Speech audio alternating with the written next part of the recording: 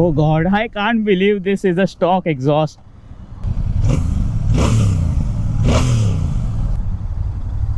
It's easy to handle in the traffic as well. I'm 5 feet 3 and I am barely touching the tip of the toe. Bear 650, a scrambler from Royal Enfield. Shares the same platform as the Interceptor 650 but successfully manages to ride completely different. It's me, Muscle Rider, and I'm here to share some quick observations from the first ride of the Bear 650. Now, I totally admit that the Bear belongs to rough roads, but most of the time you will prefer riding this bike on the smooth road rather than the rough road. Because the suspension in its stock setting is not happy on the bumpy roads, where the rear shock tends to throw the rider off the seat, especially if the rider is light in weight. Oh god.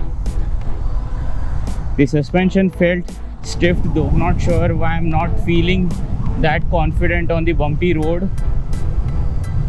It's trying to throw me off from the seat. Look, when I try to do this on the Speed 400 or the Scrambler 400X, it has some play, but when I'm trying to purposely sit forcefully or press the bike, it's not going down. I mean, the rear shock feels firm. It will take all the beatings when you are doing off-road, but I'm not sure it will be comfortable on the city bumpy roads.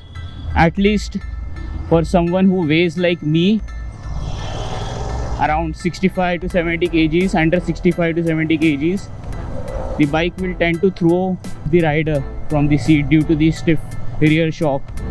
Adding more weight at the rear might settle the things, but the bike is better enjoyed solo, as the seat is not big enough to accommodate tall and heavy pillion comfortably. It's so damn refined. You will enjoy riding this bike on the smoother roads as the engine is super refined and punchy enough to excite you. And has mad torque.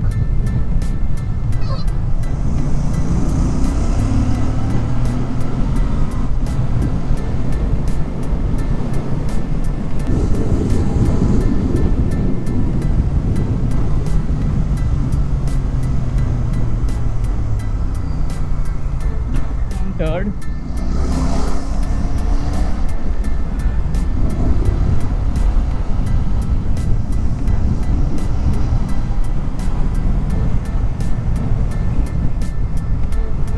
Also, the stock exhaust is exciting enough to make you smile inside the helmet.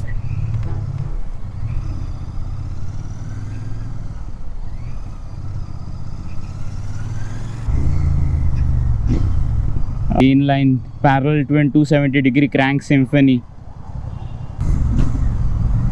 Oh god, I can't believe this is a stock exhaust. This is a 2-in-1 unit.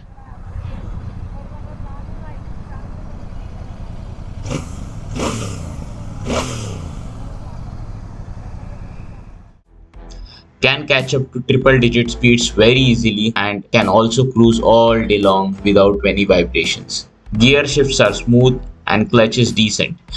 The gear shifts are smooth, but the gear shifter is awkward. It's really awkward. When you try to shift with the full force, you will tend to hit but the shape and placement of the gear shifter is very awkward. The S-shaped part of the shifter. And again, when you want to downshift and lose speeds quickly, the brakes are decent, but there is a wheel hop drama happening when you downshift every time and the rear tends to lose the line. So, not confident with the tires though, because when I tried to shift down, there was a wheel hop drama happening at the rear end. Even when you open the throttle aggressively, you will feel that you are losing the rear. Maybe a set of good tires and this should solve the issue. Also, the bike comes with spoke wheels and center stand is missing. So all the best with the punctures. It won't be an easy job. The bike is overall well made machine for sure. Apart from that, the bike looks nice except the indicators, which feels ugly and out of place on the retro Scrambler. I'm not sure why they have given the indicators from the Himalayan and the Gorilla 450. I mean, if you are designing the the retro motorcycle, why don't you give the round indicators, clear lens round indicators, which you sell as an accessory from the Hunter 350, something like that, and that could have been a perfect match. Gets and full TFT display. Instrument console is borrowed from the Royal Enfield 450s and that look great and modern. Also provides all the information. Has the LED lights all over. Also the bike is compact and nimble in the traffic. Rider sits high, has commanding view. Handlebar should have been bit more wider and towards the rider for more comfortable riding position. It's easy to handle in the traffic as well.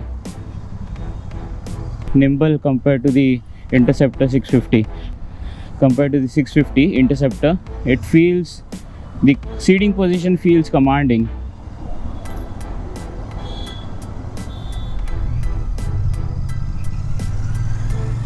I never thought the Bear 650 would be so nimble in the traffic. I thought it would be difficult to handle this in the traffic compared to the Interceptor 650, but it seems to be more easy compared to the 650. Interceptor 650, I'm not sure why, maybe due to the exhaust, and it's definitely not because of the light weight, because it's not considerably light compared to the Interceptor 650. It is just few odd kilos.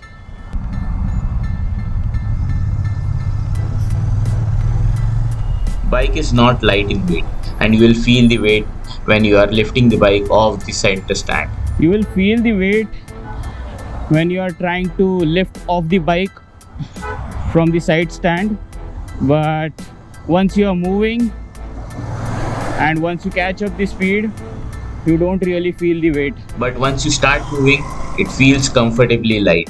Also, the seat height is tall but should not be a problem as the seat is narrow. I'm 5'3" and I usually ride the Speed 400. I have also ridden the Scrambler 400X, Himalayan 440 and all types of tall bikes, so I'm used to it. And since I'm 5'3", I'm just able to touch my tip of the toe, like I'm tiptoeing basically from one side, and my another feet is on the foot peg. And when I try to do this, I'm barely touching the tip of the toe. These were some of my observations which might change from rider to rider. Hope this video was informative and hope you enjoyed watching the video. For more such content, do subscribe to the channel. I will see you guys in the next vlog. Till then, ride safe and drive safe. Bye bye.